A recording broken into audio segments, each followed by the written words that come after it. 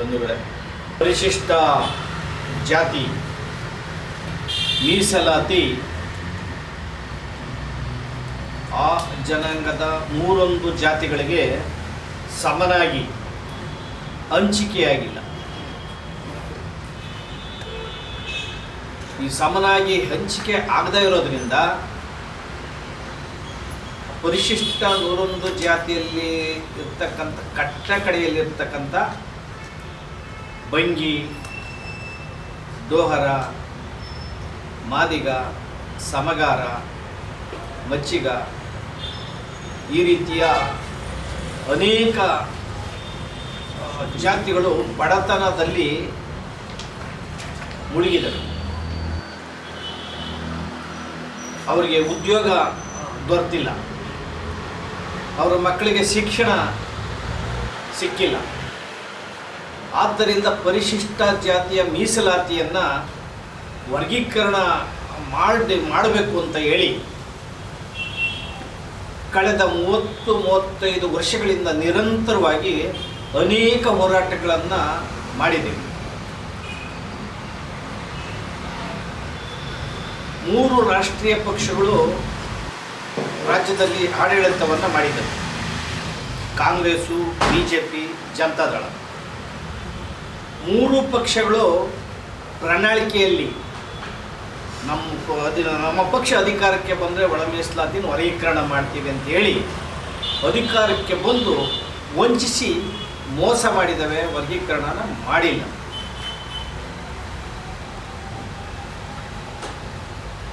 ಸಿದ್ದರಾಮಯ್ಯನವರ ಸರ್ಕಾರ ಕೂಡ 2013ರಿಂದ 2018ವರೆಗೂ ಅಧಿಕಾರ ಇದ್ದರೂ ಕೂಡ ಸದಾಶಿವ ಆಯೋಗದನ್ನು ತೆಗೆದು ನೋಡಲೇ ಇಲ್ಲ. 2 ಅವಧಿಗೆ ಅವರು ಮುಖ್ಯಮಂತ್ರಿ ಆದರು. ನಾವು ಈ ತಿಂಗಳ 19ನೇ ತಾರೀಕಿನಂದು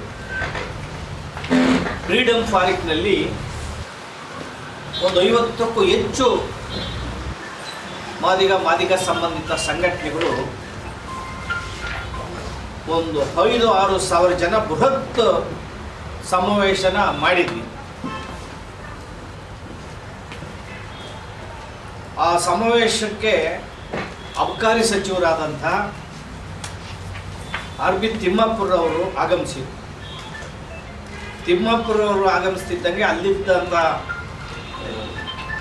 ತುಂಬ ಹೋರಾಟ ಮಾಡಿ ಬೇಸತ್ತಿದ್ದಂತಹ ಯುವಕರು ಅವ್ರ ಮೇಲೆ ಮುಗಿಬಿದ್ದು ಬಾಳಿ ಗಲಾಟೆಗೆ ಗೊಂದಲ ಆಗುವಂಥ ಸಂದರ್ಭ ಇತ್ತು. ಆದರೂ ಕೂಡ ನಾವೆಲ್ಲರೂ ಸಮಾಧಾನ ಮಾಡಿ ಉದ್ವೇಗ ಆಗಬೇಡಿ ಅಂತ ಹೋರಾಟಗಾರರಿಗೆ ಅವ್ರಿಗೆ ಮನವಿ ಕೊಟ್ಟು ಕಳಿಸಿದ್ವಿ. ತಿಮ್ಮಾಪುರವರು ಅದೇ ದಿನ 5:30ಕ್ಕೆ ವಿಧಾನಸೌಧದಲ್ಲಿ ಮುಖ್ಯಮಂತ್ರಿಗಳ ಒಟ್ಟಿಗೆ ಚರ್ಚೆಯನ್ನು ಕರೆದರು.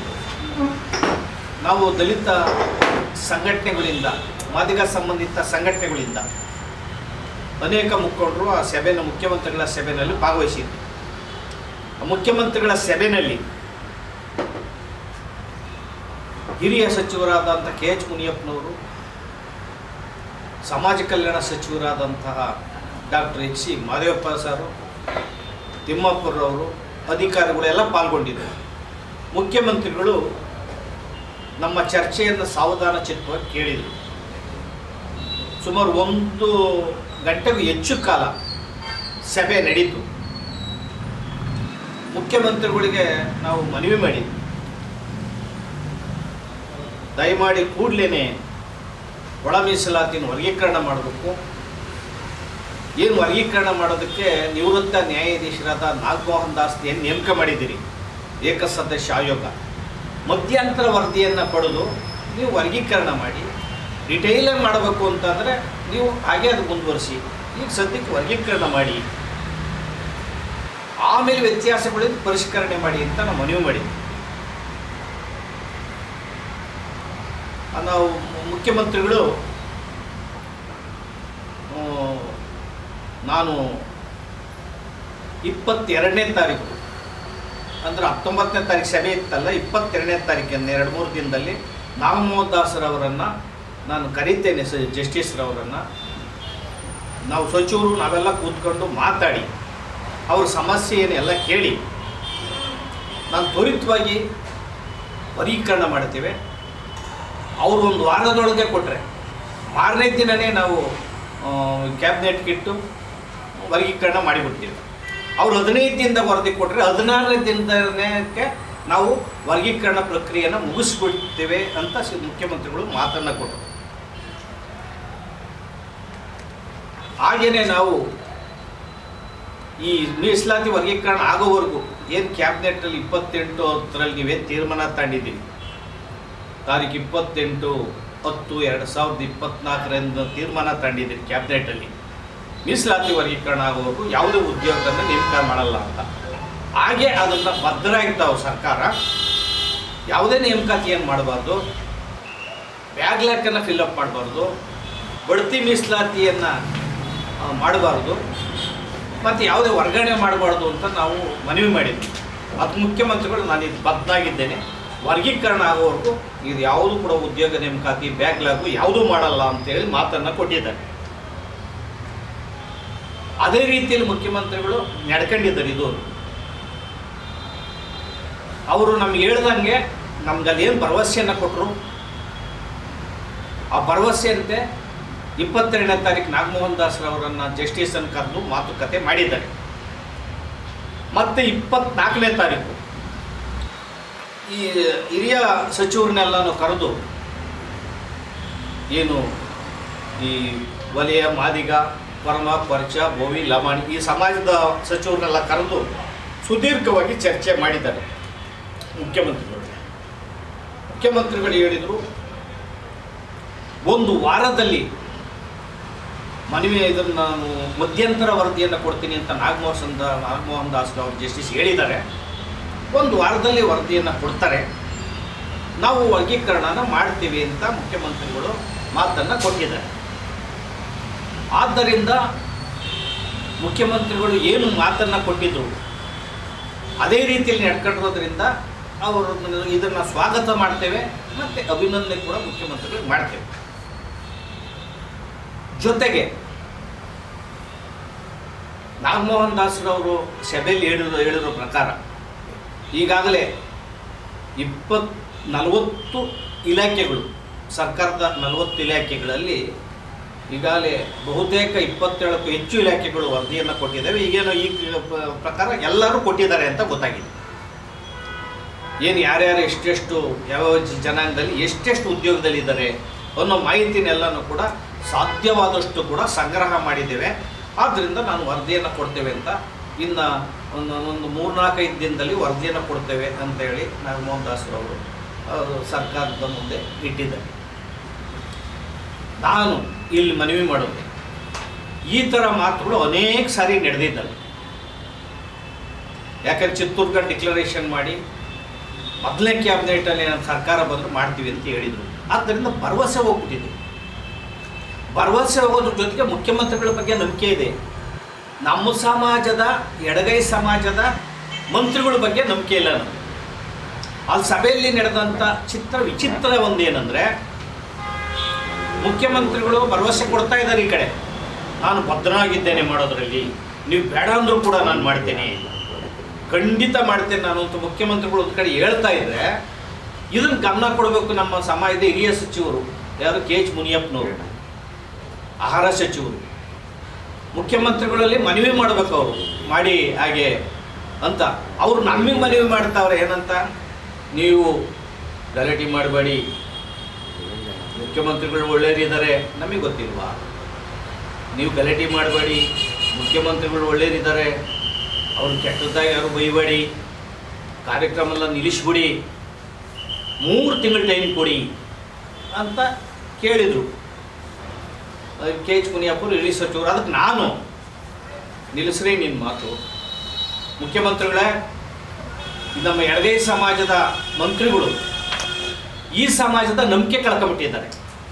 ಇವರು ಯಾರು ಸಮಯಕ್ಕೆ ಕೇಳಕ್ಕೆ ನೀವಿದ್ದೀರಿ, ನೀವು ನಾಗಮೋಹನ್ ದಾಸ್ ಅವ್ರಿಗೆ ಚರ್ಚೆ ಮಾಡಿ ಅಲ್ಲಿ ಟೆಕ್ನಿಕಲ್ ಪ್ರಾಬ್ಲಮ್ ಏನು, ಎಷ್ಟು ದಿನ ಸಮಯ ಬೇಕು ನೀವು ಕೇಳಿ. ಮುನಿಯಪ್ಪನವರು ಈ ರೀತಿ ಎಷ್ಟೋ ಸಾರಿ ನಮ್ಮ ಸಮಾಜದವ್ರನ್ನ ಇವರೆಲ್ಲನೂ ಕೂಡ ಸಮಯ ಕೊಡಿ ಅಂತ ಕೈ ಮುಗಿದು ಹೋರಾಟಗಳನ್ನ ಡಿವೈಡ್ ಮಾಡೋವಂಥ ಕೆಲಸ ಮಾಡಿದ್ದಾರೆ. ಅದರಿಂದ ನಂಬಿಕೆ ಕಳ್ಕೊಂಡಿದ್ದಾರೆ. ಇವರೇನು ಮಧ್ಯವರ್ತಿ ನಿಮಗೆ ಬೇಕಾಗಿಲ್ಲ, ಇವರು ನಿಮ್ಮನ್ನು ರಿಕ್ವೆಸ್ಟ್ ಮಾಡೋದು ಬಿಟ್ಟು ಮಾಡಿ ಅಂತ ಇವ್ರು ನಮ್ಮನ್ನು ರಿಕ್ವೆಸ್ಟ್ ಮಾಡ್ತಾರೆ ಹೋರಾಟ ಮಾಡಿ ಅಂತ. ನಾವು ಹೋರಾಟ ಮಾಡ್ತಾ ಇದ್ದರೆ ಮುಖ್ಯಮಂತ್ರಿಗಳು ಸಭೆ ಮಾಡೋರ ಆಯೋಗ ಆಗೋದ? ನಾವು ಎಲ್ಲನೂ ಕೂಡ ಹೋರಾಟ ಮಾಡಿ ಪಡ್ಕೊಂಡಿರೋದು ಈ ದೇಶದಲ್ಲಿ, ಈ ರಾಜ್ಯದಲ್ಲಿ ನಾವು. ಆದ್ದರಿಂದ ಗಡ್ಡಿಪ್ರಾಯವಾಗಿ ಆಗಿರುವಂಥವ್ರು ನಮ್ಮ ಸಮಾಜದ ಮಂತ್ರಿಗಳು, ಅತ್ಯಂತ ಅಸಹಾಯಕ, ದುರ್ಬಲ, ಕೆಲಸಕ್ಕೆ ಬಾರದ, ನಿಷ್ಪ್ರಯೋಜಕ ಸಚಿವರಂದರೆ ಎಡಗೈ ಸಮಾಜದ ತಿಮ್ಮಾಪುರ ಎಂಡದ ಮಂತ್ರಿ ಮತ್ತು ಆಹಾರ ಮಂತ್ರಿ KH ಮುನಿಯಪ್ಪನವರು. ಇವರು ಈ ಸಮಾಜನ ತುಳಿಯೋಕ್ಕೋಸ್ಕರನೋ, ಈ ಸಮಾಜನ ಹಾಗೆ ಮುಂದುವರ್ಸಕ್ಕೆ ಹೋಗೋಣ, ಯಥಾಸ್ಥಿತಿನ, ಬಡತನ, ಹಸಿವು, ಹಾಹಾಕಾರ, ಅನಕ್ಷರತೆ ಮುಂದುವರ್ಸೋಕ್ಕೇನೋ, ಯಥಾಸ್ಥಿತಿವಾದನ ಮುಂದುವರ್ಸೋಕ್ಕೆ ಕಾಂಗ್ರೆಸ್ ಸರ್ಕಾರ ಇವ್ರಿಗೆ ಟಿಕೆಟ್ ಕೊಡಬೇಕಾದ್ರೆ, ಮಂತ್ರಿ ಮಾಡಬೇಕಾದ್ರೆ ಅತ್ಯಂತ ದುರ್ಬಲರು, ಅವಿವೇಕಿಗಳು, ಅಸಹಾಯಕರನ್ನು ಅಲ್ಲಿ ಇಡ್ತಾರೆ. ದಕ್ಷರು, ವಿದ್ಯಾವಂತರು, ಸಮಾಜ ಸೇವೆ ಮಾಡುವಂಥವ್ರು, ವಿದ್ಯಾರ್ಹತೆ ಇರೋರಿಗೆ ಯಾಕೆ ಇವರು ಮಂತ್ರಿಗಳು ಮತ್ತು ಟಿಕೆಟ್ ಕೊಡೋದು ಶಾಸಕರನ್ನು ಮಾಡಲ್ಲ? ಕಾಂಗ್ರೆಸ್ಸಿದು ಪದ್ಧತಿ, ಕಾಂಗ್ರೆಸ್ ಪದ್ಧತಿ. ಆದ್ದರಿಂದಲೇ ಒಳ ಮೀಸಲಾತಿಗೆ ಅಡ್ಡಿಪ್ರಾಯವಾಗಿರುವಂಥದ್ದು. ಕೂಡಲೇ ನಾನು ಎಚ್ಚರಿಕೆಯನ್ನು ಕೊಡ್ತಾ ಇದ್ದೇನೆ. ನಾನು ಮುಖ್ಯಮಂತ್ರಿಗಳಿದೆ, ನಿಮಗೆ ಕೆಟ್ಟ ಹೆಸರು ಬರ್ತದೆ ಇವ್ರ ಕೈಲಿ ಹೇಳಿಸಿದೆ. ನೀವೇನಾದರೂ ಮೀಸಲಾತಿ ವರ್ಗೀಕರಣ ಮಾಡೋದು ತಾವು ಪದ್ಧತಿ ಪ್ರದರ್ಶನ ಮಾಡೋದಿದ್ದರೆ ಮುಖ್ಯಮಂತ್ರಿಗಳೇ, ಜಿಲ್ಲಾ ಪಂಚಾಯತಿ, ತಾಲೂಕ್ ಪಂಚಾಯತಿ ಚುನಾವಣೆ ಒಳಗಡೆ ಮೀಸಲಾತಿ ವರ್ಗೀಕರಣ ಮಾಡಬೇಕು. ನೀವು ಜಿಲ್ಲಾ ಪಂಚಾಯತಿ, ತಾಲೂಕ್ ಪಂಚಾಯತಿ ಒಳಗಡೆ ಮೀಸಲಾತಿ ವರ್ಗೀಕರಣ ಮಾಡದ ಹೋದರೆ ನೀವು ಬೆರಳೆಣಿಸೋ ಒಟ್ಟು ಸೀಟ್ ಬರಲ್ಲ. ನಾವು ಆ ಲೆವೆಲ್ಗೆ ಎಲ್ಲ ಸಮಾಜದ ಸಂಘಟನೆಗಳು ಒಕ್ಕೊರಲಿಂದ ನಾವು ಇಡೀ ರಾಜ್ಯಾದ್ಯಂತ ಮತಜಾಗೃತಿ ಕೆಲಸಗಳನ್ನು ಮಾಡ್ತೀವಿ, ಹಳ್ಳಿಗೆ ಹೋಗ್ತೇವೆ, ನಿಮ್ಮ ಪಕ್ಷದ ವಿರುದ್ಧ, ನಿಮ್ಮ ಸರ್ಕಾರ ವಿರುದ್ಧ ಕೆಲಸ ಮಾಡ್ತೇವೆ ಅಂತ ಮುಖ್ಯಮಂತ್ರಿಗಳಿಗೆ ಹೇಳಿದ್ದೀವಿ. ನಾವೆಲ್ಲನೂ ಕೂಡ ಒಕ್ಕೊರಲಿಂದ ಹೇಳಿದ್ವಿ ನಾಯಕರುಗಳು. ನೀವು ಜಿಲ್ಲಾ ಪಂಚಾಯತ್, ತಾಲೂಕ್ ಪಂಚಾಯತ್ ಚುನಾವಣೆ ಒಳಗಡೆ ಮೀಸಲಾತಿ ವರ್ಗೀಕರಣ ಮಾಡಬೇಕು ಅಂತ ಹೇಳಿ ಮುಖ್ಯಮಂತ್ರಿಗಳಿಗೆ ನೇರವಾಗಿ ಹೇಳಿದ್ದೀವಿ. ಮತ್ತು 21ನೇ ತಾರೀಕು ಕೂಡ ಫ್ರೀಡಮ್ ಪಾರ್ಕ್ನಲ್ಲಿ ದೊಡ್ಡ ಸಭೆಯನ್ನು ಸಹೋದರ ಸಂಘಟನೆಗಳು, ಸಮಾಜದ ಸಂಘಟನೆಗಳು, ದೊಡ್ಡ ಮಟ್ಟದ ಸುಮಾರು 8,000 ಜನದ ಜನಸ್ತೋಮ ಎಲ್ಲ ವಾಲಂಟಿಯರಾಗಿ ಬಂದಿದ್ದು, ಸ್ವಇಚ್ಛೆಯಿಂದ ದೊಡ್ಡ ಕಾರ್ಯಕ್ರಮ ನಡೀತು. ಅವತ್ತು ಕೂಡ ಮನವಿಯನ್ನು ಮುಖ್ಯಮಂತ್ರಿ ಕೊಟ್ಟಾಗಿದೆ. ಈಗ ಇಡೀ ರಾಜ್ಯದಲ್ಲಿ ಒಂದು ಉದ್ವಿಗ್ನ ಪರಿಸ್ಥಿತಿ ಇದೆ, ಎಲ್ಲ ಉದ್ವೇಗರಾಗಿದ್ದಾರೆ. ಆ ಕಾರಣದಿಂದ ನೀವು ಮೀಸಲಾತಿ ವರ್ಗೀಕರಣ ಮಾಡಬೇಕು ಕೂಡಲೇ ಅಂತ ನಾವು 15 ದಿನಗಳ ಕಾಲ, ಅತ್ಯಂತ ಮುಖ್ಯವಾಗಿ ಹೇಳೋದು ಅಂದರೆ 15 ದಿನ, ಇವತ್ತಿನಿಂದ 15 ದಿನಗಳ ಕಾಲ ಸರ್ಕಾರಕ್ಕೆ ಗಡುವನ್ನು ಕೊಡ್ತೀವಿ. ಅಷ್ಟರೊಳಗಡೆ ಮೀಸಲಾತಿ ವರ್ಗೀಕರಣ ನೀವು ಮಾಡಬೇಕು. ನೀವು ಮಾಡದ ಹೋದರೆ ಬಾಬಾ ಸಾಹೇಬ್ ಅಂಬೇಡ್ಕರ್ ಅವರು ಏಪ್ರಿಲ್ 14ರ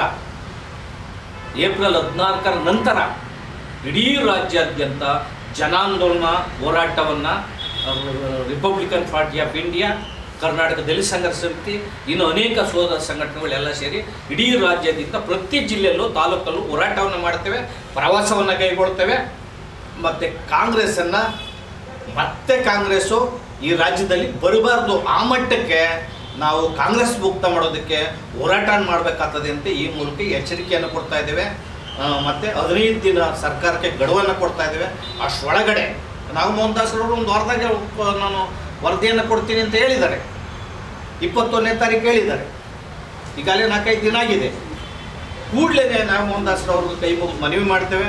ಕೂಡಲೇ ನೀವು ಸರ್ಕಾರಕ್ಕೆ ಮಧ್ಯಂತರ ವರದಿಯನ್ನು ತಲುಪಿಸಿ, ಸರ್ಕಾರ ಬಂದ ಕೂಡಲೇ ನೀವು ಸಮಾಜಗಳು ಬೇಸರ ಆಗದ ರೀತಿಯಲ್ಲಿ ನೀವು ವರ್ಗೀಕರಣವನ್ನು ಮಾಡಬೇಕು ಅಂತೇಳಿ ಈ ಮೂಲಕ ಆಗ್ರಹವನ್ನು ಮಾಡೋದ್ರ ಜೊತೆಗೆ, ಏನು ಮಾದಿಗ ಸಂಬಂಧಿತ ಜಾತಿಗಳಿದಾವಲ್ಲ, ಈ ಜಾತಿಗಳಲ್ಲಿ ತೀರ ಬಡತನ, ಅನಕ್ಷರತೆ ಇದೆ. ನೀವು ಅವ್ರಿಗೆ 7% ಮೀಸಲಾತಿ ಕೊಡಬೇಕು ಅಂತ ನಾವು ಆಗ್ರಹವನ್ನು ಮಾಡಿದ್ದೀವಿ. ಯಾಕಂದರೆ 2% ಮೀಸಲಾತಿನ ಹೆಚ್ಚಿಸಿದ್ದಾರೆ. ಸದಾಶಿವ ಆಯೋಗ 6% ಕೊಡೋದಕ್ಕೆ ರೆಕಮೆಂಡ್ ಆಗಿತ್ತು. ನೀವು 7% ಮೀಸಲಾತಿಯನ್ನು ಕೊಡಬೇಕು ಅಂತ ಈ ಮೂಲಕ ಆಗ್ರಹವನ್ನು ಮಾಡ್ತಿದ್ದೆ. ಜೊತೆಗೆ ಅಲೆಮಾರಿ ಸಮಾಜ, ಪಾಪ ಗುಡ್ಡಗಾಡಿಯವರು ಅಂಥವ್ರು, ಅಲೆಮಾರಿ ಸಮಾಜ, ಅಲೆಮಾರಿ ಅಂದರೆ ಒಂದು ಕಡೆ ನೆಲೆ ಇಲ್ಲದಂಥವ್ರು, ಒಂದು ಕಡೆ ಮನೆ ಇರಲ್ಲ ಅವರಿಗೆ, ಒಂದು ಕಡೆ ನಿಲ್ಲಲ್ಲ, ಅವ್ರಿಗೆ ನಿವೇಶನ ಇಲ್ಲ, ಅವ್ರಿಗೆ ಮನೆ ಇಲ್ಲ, ಅವ್ರಿಗೆ ಮಕ್ಕಳಿಗೆ ಶಿಕ್ಷಣ ಇಲ್ಲ. ಈ ಥರ 49 ಜಾತಿಗಳನ್ನು, ಅಲೆಮಾರಿ ಸಣ್ಣ ಸಣ್ಣ ಜಾತಿಗಳಿಗೆ ನೀವು 1% ಮೀಸಲಾತಿನ ಕೊಡ್ತಾರೆ. ಅಲೆಮಾರಿ ಪಟ್ಟಿಗೆ 20 ಜಾತಿಗಳನ್ನು ಎಕ್ಸ್ಟ್ರಾ ಸೇರಿಸ್ಬಿಡ್ತಾರೆ. 20 ಜಾತಿಗಳನ್ನು ಅಲ್ಲಿ ಕುಡಿ ಥರ ದೊಡ್ಡಿ ಥರ ಮಾಡಿ 1% ಮೀಸಲಾತಿನ ಕೊಟ್ಟಿದ್ದಾರೆ. ಅದಕ್ಕೆ ಅವ್ರಿಗೆ ಇನ್ನಷ್ಟು ಹೆಚ್ಚಿಗೆ ಮೀಸಲಾತಿಯನ್ನು ಕೊಡಬೇಕು ಅಂತ ನಾವು ಮುಖ್ಯಮಂತ್ರಿ ಗಮನಕ್ಕೆ ಒತ್ತಾಯ ಮಾಡಿದ್ದೇವೆ. ಇದು ಮಾನವೀಯತೆ ವಿಚಾರ. ಅತ್ಯಂತ ಮುಖ್ಯವಾಗಿ ನಾನು ಮನವಿ ಮಾಡೋದು ಅಂದರೆ, ಈ ದೇಶದಲ್ಲಿ ಅಥವಾ ರಾಜ್ಯದಲ್ಲಿ ದಲಿತ ಚಳವಳಿ, ನಾವು ಕೂಡ ದಲಿತ ಚಳವಳಿಯ ಸ್ಥಾಪಕ ಸದಸ್ಯರು, ಆರಂಭದಲ್ಲೇ ಬಂದವರು.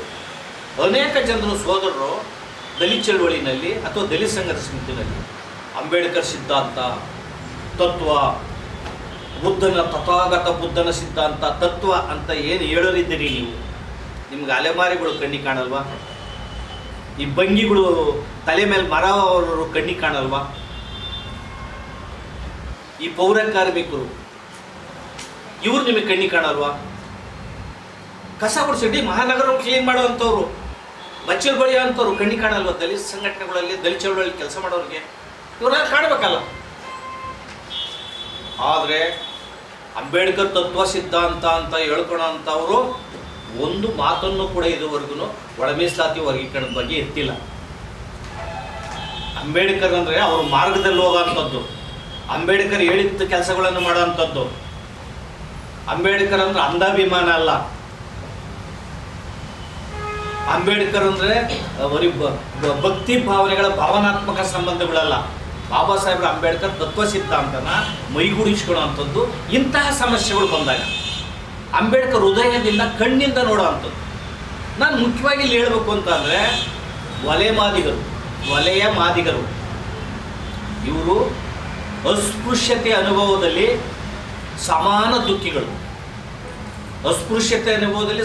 ದುಃಖಿಗಳು.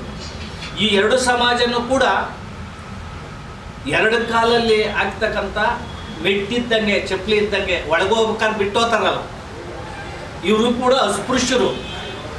ಇದರಲ್ಲಿ ಭೇದ ಭಾವನ ಹುಡುಕಿ ನೀವು, ನಾನು ದೊಡ್ಡವನು, ಎಡಗೈ ಚಪ್ಪಲಿ ನಾನು ದೊಡ್ಡದು, ಬಲಗೈ ಚಪ್ಪಲಿ ನಾನು ದೊಡ್ಡದು ಅಂತೇಳಿ ಯಾವುದೋ ಕಟ್ಟ ಕಡೆ ಇರುವಂಥ ಸಮಾಜಗಳನ್ನು ನೀವು ತುಳಿತೀರಿ ಅಂದರೆ, ನೀವು ಆ ಸಮಾಜಕ್ಕೆ ಅಲೆಮಾರಿ ಸಮಾಜ ಬಂದಾಗ, ಬಂಗಿ ಸಮಾಜ ಬಂದಾಗ, ಮಚ್ಚಿಗ ಸಮಾಜ ಬಂದಾಗ, ಸಮಗಾರ ಸಮಾಜ ಬಂದಾಗ, ಡೋಹರ ಸಮಾಜ ಬಂದಾಗ ಇದ್ರ ಪರವಾಗಿ ಮಾತಾಡಬೇಕಲ್ಲ.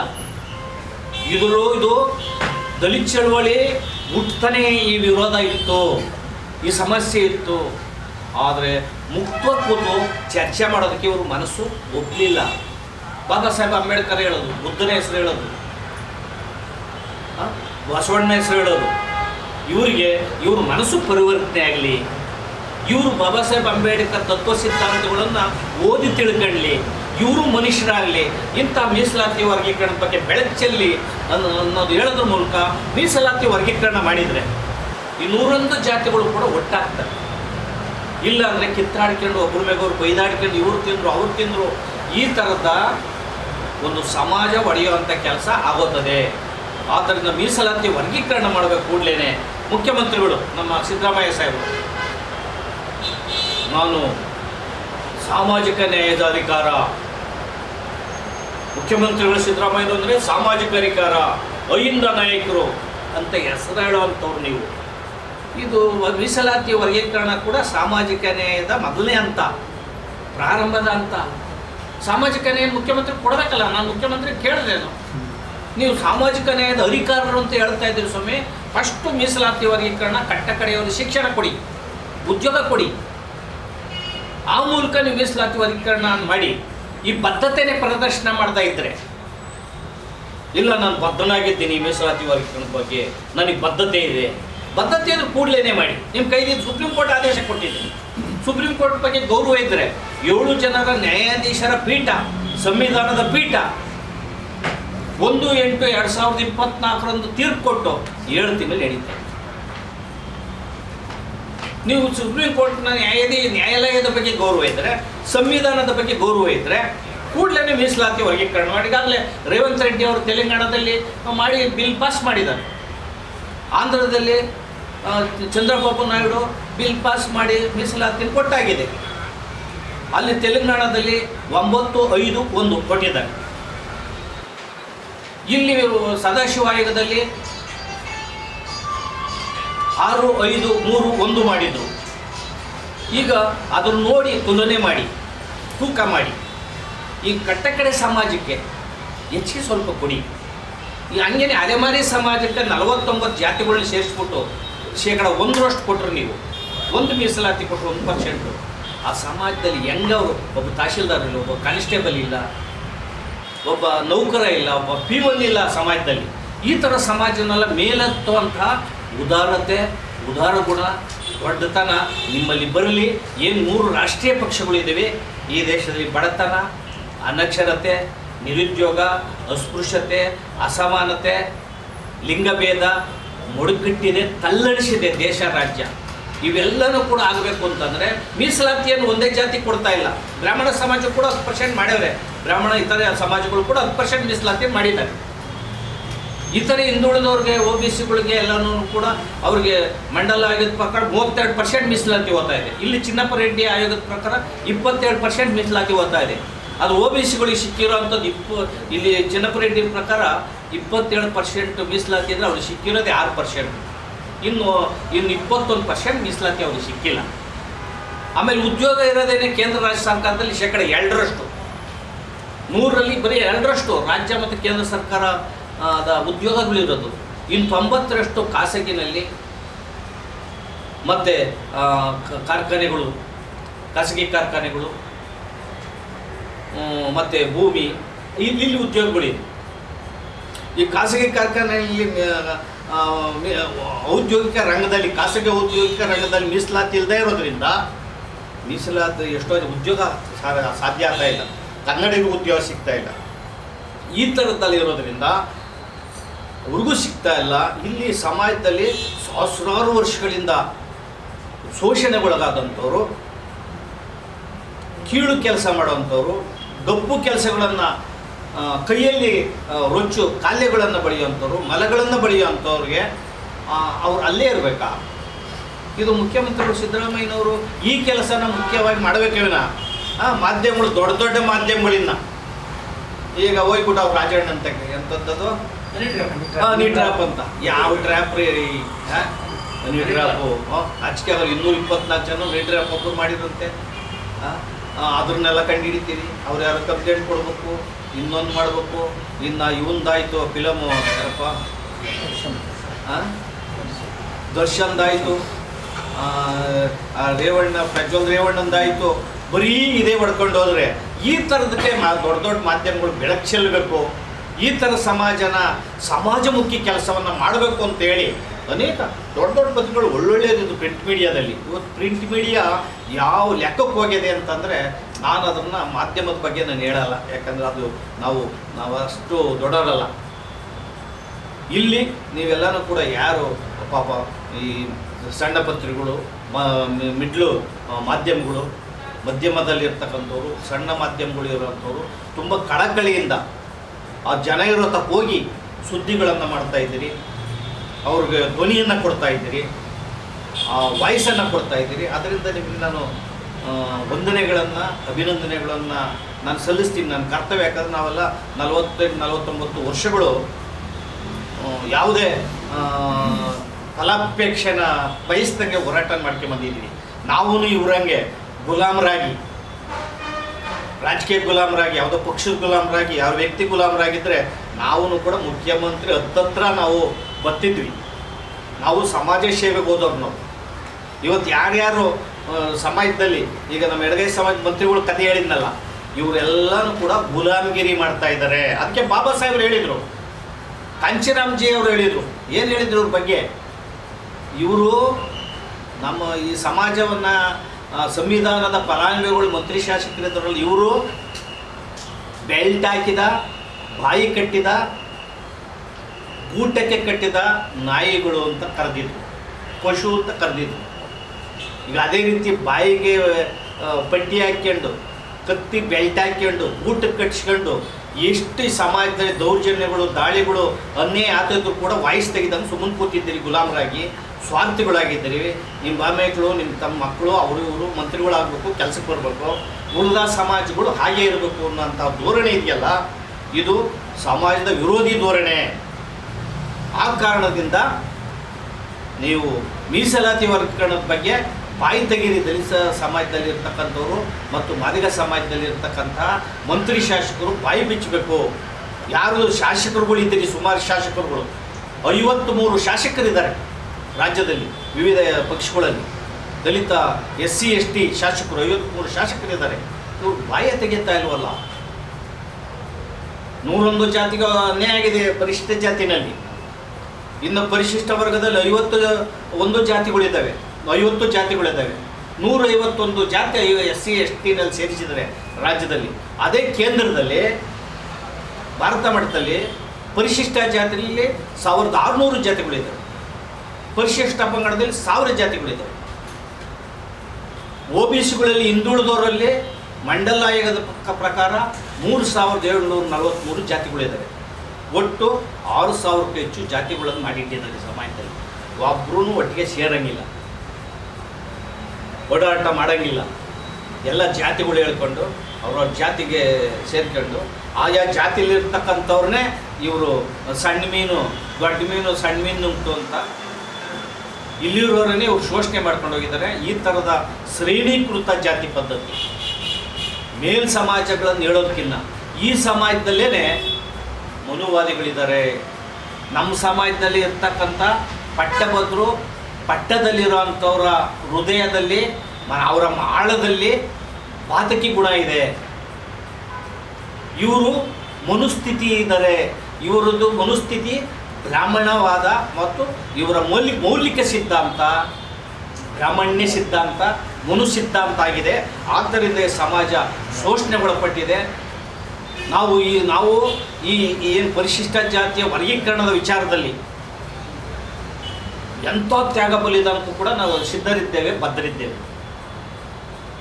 ಪರಿಶಿಷ್ಟ ಜಾತಿಯ ಮೀಸಲಾತಿ ವರ್ಗೀಕರಣಕ್ಕೋಸ್ಕರ 100 ಜನ ತಮ್ಮ ಜೀವನ ಕಳ್ಕೊಂಡಿದ್ದಾರೆ, ಬದುಕು ಕಳ್ಕೊಂಡಿದ್ದಾರೆ.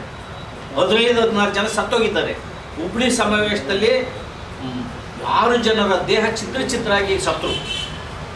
ಅಲ್ಲೂ ಕೂಡ ಎನ್ಕ್ಯಾಶ್ ಮಾಡಿ ಆ ಹೋರಾಟಗಳನ್ನು, ಎಲ್ಲೂ ಹೋರಾಟ ನಡೀತದೆ ಮೀಸಲಾತಿ ಹೋರಾಟ, ಅಲ್ಲೋಗೋದು ನೈಸ್ ಮಾಡೋ ಹೋರಾಟ ಮುಗಿಸಿ ಅಲ್ಲಿ ಎನ್ಕ್ಯಾಶ್ ಮಾಡೋವಂಥದ್ದು, ಹೋರಾಟನ ರಾಜಕೀಯ ಬಳಕೆ ಮಾಡ್ಕೊಳ್ಳೋವಂಥದ್ದು. ಈ ಕೆಲಸಗಳನ್ನು ಈ ಸಮಾಜದವರೇ ಮಾಡ್ತಾ ಇದ್ದಾರೆ. ಆದ್ದರಿಂದ ಮುಖ್ಯಮಂತ್ರಿಗಳು ಕಣ್ತೆರಿಬೇಕು, ಈ ಕಡೆ ನೋಡಬೇಕು. ನೀವು ನಿಜವಾದ ಸಾಮಾಜಿಕ ಅಧಿಕಾರ ಮುಖ್ಯಮಂತ್ರಿ ಆದರೆ, ಅಹಿಂದ ಮುಖ್ಯಮಂತ್ರಿ ಆದರೆ ನೀವು ಕೊಟ್ಟ ಮಾತಿನಂತೆ ಮೀಸಲಾತಿ ವರ್ಗೀಕರಣ ಮಾಡಿ ಇತಿಹಾಸದಲ್ಲಿ ನಿಮ್ಮ ಹೆಸರು ಸೇರ್ತದೆ. ಏನು ದೇವರಾಜ ಅರಸು ನಂತರ ಸಿದ್ದರಾಮಯ್ಯನವರು ಅಂತ ಏನು ಪ್ರಖ್ಯಾತಿ ಓಡ್ತಾ ಇದೆ, ಆ ಒಂದು ಇತಿಹಾಸ ನಿಮಗೆ ಬರಬೇಕಂದ್ರೆ ಈ ಕಟ್ಟಕಡೆ ಸಮಾಜದ ಮೇಲೆ ಎತ್ತುವಂಥ ಕೆಲಸ ಮಾಡಿ.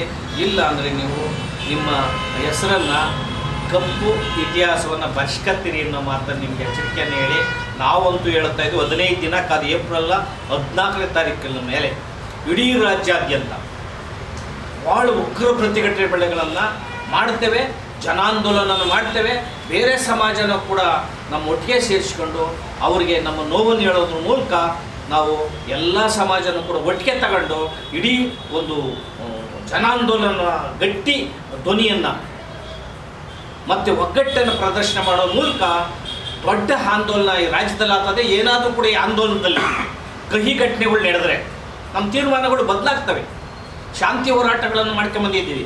ನಮ್ಮ ಹೋರಾಟ ಪ್ರಕ್ರಿಯೆಗಳು, ಹೋರಾಟಗಳೇನು ಬದಲಾದರೆ ಸರ್ಕಾರದ ಕೆಟ್ಟ ಹೆಸರು ಬರ್ತದೆ, ಮತ್ತು ಅಲ್ಲಿ ಆಗುವಂಥ ಅಹಿತಕರ ಘಟನೆಗೆ ಈ ಸರ್ಕಾರ ಹೊಣೆ ಆಗ್ತದೆ ಅನ್ನೋ ಮಾತನ್ನು ಈ ಮೂಲಕ ಹೇಳಿ, ಜಿಲ್ಲಾ ಪಂಚಾಯತಿ, ತಾಲೂಕು ಪಂಚಾಯತಿ ಚುನಾವಣೆ ಒಳಗಡೆ ನೀವು ಮೀಸಲಾತಿ ವರ್ಗೀಕರಣವನ್ನು ಮಾಡಬೇಕು.